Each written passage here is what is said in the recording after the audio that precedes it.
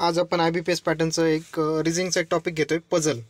या पझलमध्ये काय असतं, एक पझल दिलेलं असतं ज्याच्या आधारित 5 प्रश्न दिलेले असतात. तर ह्या 5 प्रश्नांचे योग्य उत्तर दिले तर तुमचे 10 मार्क फिक्स होतील. 5 प्रश्न 10 मार्कांसाठी. ठीक आहे. तर बघा हे सोडवायचं कसं, त्याचा अप्रोच कसा असला पाहिजे हे मी आता तुम्हाला सांगतोय. एक क्वेश्चन मी सॉल्व्ह करून दाखवतो. बघा काय पझल दिलं त्यांनी. बघा, एका संस्थेत 9 व्यक्ती JKLMNOPQ आणि R दिल्ली, भोपाळ आणि मुंबई या 3 वेगवेगळ्या विभागात काम करतात. एका विभागात किमान 2 व्यक्ती काम करतात, परंतु एका विभागात 4 पेक्षा जास्त लोक काम करू शकत नाहीत. तर प्रत्येक गोष्ट तुम्ही नोट करून घ्या. 3 विभाग आहेत, दिल्ली, भोपाळ आणि मुंबई. त्याच्यासाठी D, B आणि M यूज केलेला आहे. 3 विभाग वेगवेगळे. एका विभागात किमान 2 व्यक्ती, म्हणजे एका विभागात 2 व्यक्ती आहे कमीत कमी, आणि जास्तीत जास्त 4 आहे. 4 पेक्षा जास्त लोक काम करू शकत नाही. 2, 3 आणि 4 एवढे लोक काम करू शकतात.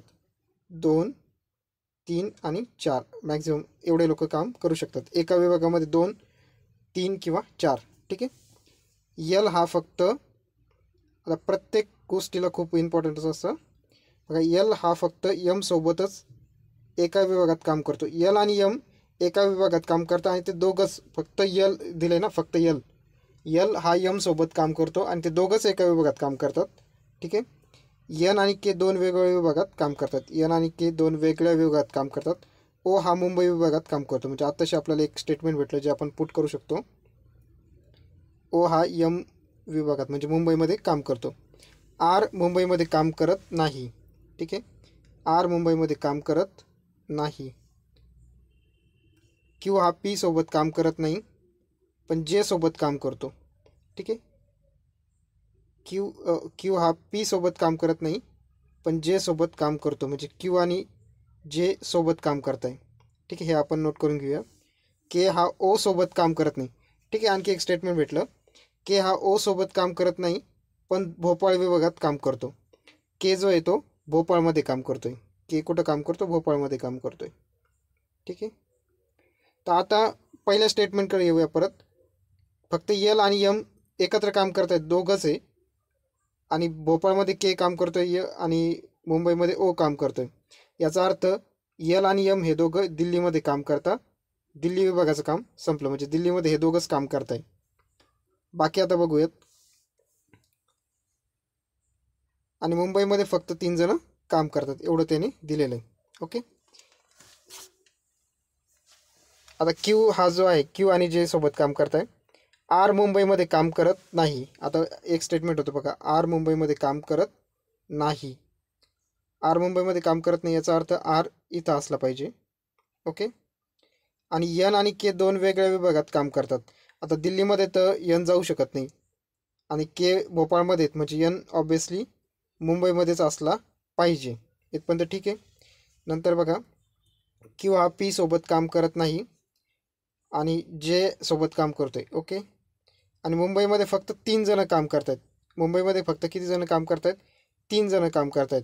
तर आता क्यू आणि जे मुंबईमध्ये जर टाकलं तर ते 4 होतील, आणि आपल्याला फक्त 3च पाहिजे. म्हणजे क्यू आणि जे सोबत जे काम करतात ते इथंच असले पाहिजे, क्यू आणि जे. आता पी सोबत क्यू काम करत नाही, म्हणजे पी इथं येईल. ओके. आता हा क्वेश्चन सॉल्व्ह झालेला आहे.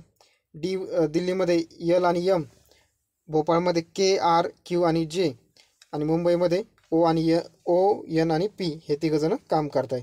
तर याच्या आधारित आपल्याला क्वेश्चन सोडवायचे असतात. क्वेश्चन काय काय बघा. क्वेश्चन नेक्स्ट पेजवरती आता आपण ते सोडू शकतो. खालीलपैकी कोण एकत्र काम करतात? आता कोण एकत्र काम करत आहे बघा. जे आणि ओ एकत्र काम करतायत का? जे आणि ओ नाही. जे भोपाळमध्ये, ओ मुंबईमध्ये नाही काम करत. के आणि एन तर काम करतच नाही, ते स्टेटमेंटमध्ये दिलं होतं. क्यू आणि आर आहे का? क्यू आणि आर एकत्र काम करतायत. ठीक आहे. यल आणि एन नाही आहेत. आणि पी आणि एम पण एकत्र काम करत नाही, म्हणजे फक्त क्यू आणि आर एकत्र काम करत आहे. ऑप्शन नंबर सी हे तुमचं करेक्ट आन्सर आहे. ठीक आहे. भोपाळमध्ये कोण काम करते? भोपाळचं कोण आहे? के, आर, क्यू आणि जे. के आर क्यू जे आहेत का? के एन नाही. के आर क्यू जे. ओके. म्हणजे ऑप्शन नंबर डी हे तुमचं उत्तर आहे, के आणि जे. ठीक आहे, के आणि जे भोपाळचे आहेत. नेक्स्ट क्वेश्चन घेऊयात आता आपण. एकदा पझल सॉल्व झालं ना, तुम्ही क्वेश्चन आरामशीर सॉल्व करू शकतात. आता दिल्लीचं कोण आहे, दिल्लीचे किती लोक आहेत, दिल्लीला किती आहेत, एल आणि एम दोनच आहे, म्हणजे त्याचा आन्सर 2 येणार, ऑप्शन नंबर बी. ओके, आता खाली बघा. 4 of the following are like in set, म्हणजे एक ग्रुप बनवता आहे, यातले 4 एक ग्रुप बनवता आहे आणि एक वेगळा आहे. तो वेगळा कोणता ते आपल्याला शोधायचं आहे. क्यू आर जे के.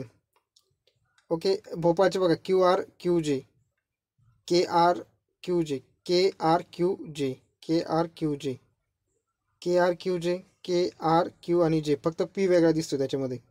बाकीचे भोपाळमध्ये काम करणारे आहेत, फक्त पी वेगळा आहे. ओके, आता लास्टचा क्वेश्चन बघूयात.